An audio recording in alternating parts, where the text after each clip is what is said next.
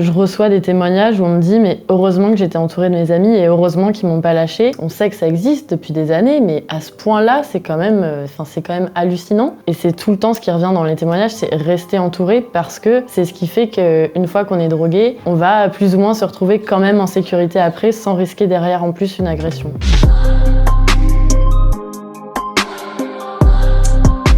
Salut, c'est Emma et on est chez En Vrai aujourd'hui pour parler de Balance ton bar. J'ai créé la page Balance ton bar il y a déjà plusieurs semaines. En fait, c'était depuis la rentrée de septembre et depuis même l'été, j'entendais vraiment beaucoup de témoignages. C'était pas tous les jours, mais toutes les semaines, au moins 2 personnes dans mon entourage qui se faisaient droguer ou qui étaient sorties et qui avaient vu quelqu'un se faire droguer. Et je me suis dit, mais là, c'est trop parce qu'on sait que ça existe depuis des années, mais à ce point-là, c'est quand même hallucinant. Je savais que les Balance ton bar existaient à Paris, je savais qu'ils existaient déjà à Lille ou dans d'autres villes, mais j'étais surprise qu'à Clermont-Ferrand, ça n'ait toujours pas été lancé. Du coup, je me suis dit que j'allais le lancer parce que j'avais déjà entendu des choses et ça me permettait en fait d'avoir conscience de ce qui se passait et de me dire qu'il fallait le faire, quoi.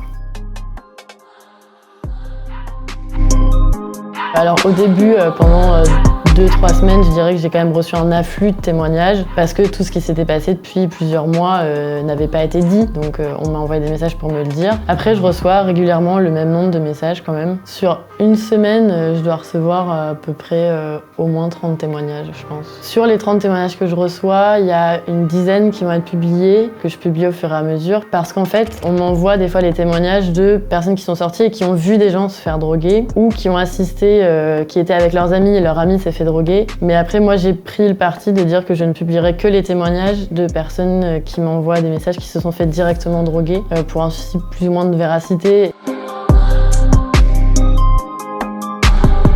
Alors, c'est sûr que ça a toujours été présent, on le savait, le GHB c'est pas nouveau, mais il y a quand même depuis plus ou moins la fin des confinements et pas la fin du Covid, mais depuis la réouverture plus ou moins totale des établissements, un phénomène qui fait que ça a pris de l'ampleur, mais vraiment une grosse ampleur, et il y a un peu des deux, il y a une libération de la parole et une augmentation des faits. C'est compliqué de trouver des méthodes pour éviter de se faire droguer parce que c'est si furtif en fait, c'est si facile de mettre de la drogue dans le verre des gens qu'on sait pas trop comment faire, qu'on sait pas trop comment éviter le phénomène. Après, il y a certaines solutions qui ont été mises en place, comme effectivement les capuchons ou les capotes de verre. Il y a eu des pailles aussi qui changent de couleur au contact de certaines drogues psychotiques. Il y a des dispositifs qui avaient été créés comme Angela, où on se dirige vers le bar, et alors que ce soit en cas de soumission chimique ou autre chose, si on est embêté dans un bar, s'il se passe quelque chose, qu'on se sent pas en sécurité, on peut aller vers le patron de bar s'il a mis en place, ou les serveurs s'ils ont mis en place ce dispositif, et on peut dire « je cherche Angela », et ça voudrait dire qu'on se sent pas en sécurité et qu'il faut mettre la personne en sécurité derrière le bar, et si éventuellement besoin, appeler les services de secours, de police. Alors oui, largement, en majorité, les bars jouent le jeu. Certains bars ont mis déjà les dispositifs en place nécessaires pour mettre en sécurité la clientèle, etc.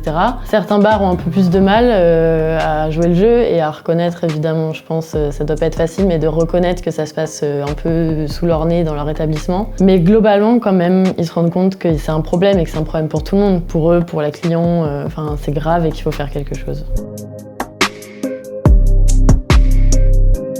Le bar, je pense pas qu'il soit responsable parce que ça se passe effectivement dans leur établissement, mais c'est pas eux qui ont commis l'infraction, c'est pas eux qui ont souhaité droguer des personnes. Après, dans certaines villes, par exemple, le problème, c'était le comportement de certains vigiles dans les bars qui, en fait, au lieu de prendre en charge la victime, les mettaient dehors. Là, en revanche, ça en devient de la responsabilité des bars.